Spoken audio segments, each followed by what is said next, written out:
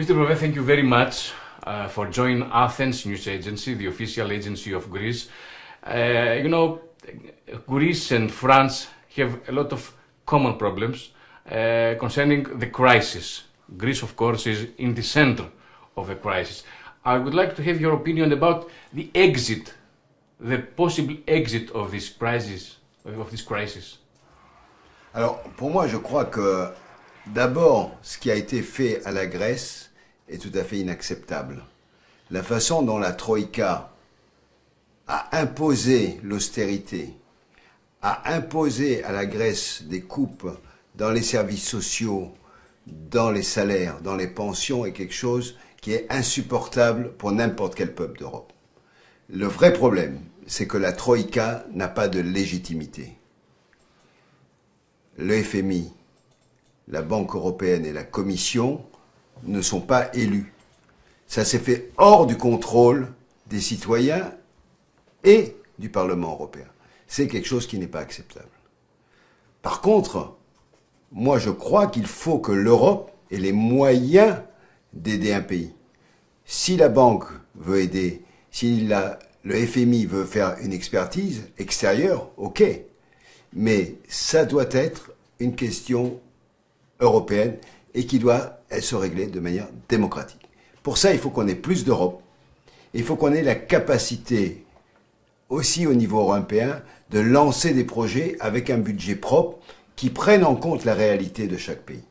Ce qui est insupportable dans la façon dont la crise est réglée, c'est qu'elle se fait sur le dos de la population et qu'on a des entreprises, des multinationales qui aujourd'hui profitent de la situation et qui attaquent y compris la Grèce pour privatiser des secteurs centraux des services publics qui sont utiles à tous les citoyens. Beaucoup de peuples en Grèce pensent que l'Allemagne, c'est le producteur de cette crise. Alors, je crois que ça, je ne serais pas d'accord avec cette idée. Le modèle économique allemand a été en cohérence avec la question de la Troïka. Les pays, et c'est ça le problème, c'est que les pays ont accepté la logique de la Troïka. Et c'est ça qui n'est pas normal. Il aurait fallu mettre un veto. La Grèce s'est retrouvée prise au piège, mais aucun des autres pays européens n'a dit c'est pas normal d'imposer ça. Si la France s'était passé en France, ça aurait été aussi scandaleux que ce qui s'est passé en Grèce. Mais ça on a vu pour le Portugal, on a vu pour l'Espagne. La façon dont ce problème a été réglé, c'est pas un problème de trop d'Europe, c'est un problème de pas assez d'Europe pour moi. C'est-à-dire qu'on a laissé les États et la Commission régler ces problèmes. Et ça pose des vraies questions. Il y avait des problèmes internes à la Grèce. C'est vrai qu'il y avait des problèmes internes.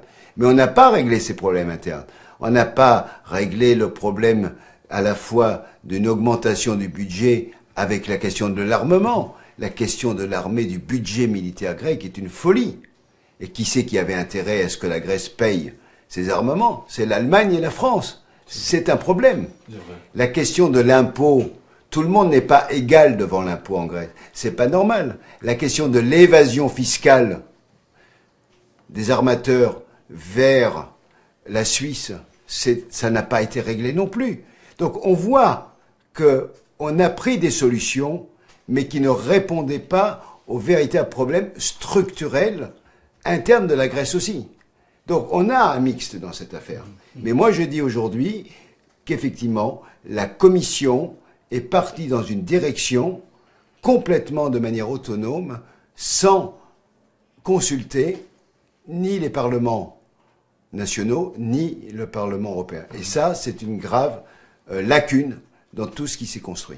Beaucoup de peuples en Grèce et en Europe aussi espèrent qu'après l'élection de M. Hollande à la présidence française, il y aura une autre direction en Europe. Mais je pense qu'il n'y a pas une autre direction. M. Hollande follows la direction de Mme Merkel. Aujourd'hui, c'est un vrai problème. C'est qu'actuellement, il n'y a pas de courage des chefs d'État et de gouvernement. Ils sont tous mainstream. ils vont tous dans la même logique et ils sont tous commandés par la Commission européenne. C'est quelque chose de tout à fait incroyable. Mais aussi, le problème, c'est parce qu'on n'a pas une commission qui soit élue. Aujourd'hui, le président de la commission est choisi comme le plus petit dénominateur commun par les chefs d'État et de gouvernement. Avec la prochaine élection européenne, le choix du candidat va être lié directement à l'élection européenne. Et donc, la Commission doit avoir un véritable statut d'exécutif politique, mais sous le contrôle du Parlement. On ne peut pas aujourd'hui laisser les chefs d'État avec leurs égoïsmes nationaux. Et le problème, il est là. C'est que ce sont les gouvernements qui, aujourd'hui, sont le symbole de cette faillite, parce qu'ils n'assument pas collectivement. Chacun veut le retour sur soi, dépenser moins, mais toujours gagner plus depuis l'Europe. On voit l'exemple avec M. Cameron, mais tous les pays font de la même manière. Et la France qui avait annoncé, M. Hollande qui avait annoncé qu'il changerait et qui taperait du poing sur la table, pour l'instant, M. Hollande n'a rien fait. Et on est dans une vision ancienne de l'Europe. Mais c'est une Europe aujourd'hui qui se construit contre les peuples et qui peut avoir des conséquences dramatiques à l'intérieur de chaque pays, où on voit des gens d'extrême droite, des populistes, des nationalistes qui utilisent la crise non pas pour améliorer la situation, mais au contraire pour avoir des propositions de repli. Et ça, c'est quelque chose qu'on ne peut pas accepter. La question, M. Beauvais, est-ce qu'il y a possibilité pour un fonds commun entre des pays de l'Europe du Sud? Est-ce qu'on peut avoir cette alliance? Ça dépend des politiques qui sont menées dans ces pays. Quand je vois aujourd'hui l'Espagne, je ne suis pas sûr que l'Espagne ou le Portugal aient envie d'aller dans la même direction que les Grecs, les Italiens ou les Français, j'en sais rien.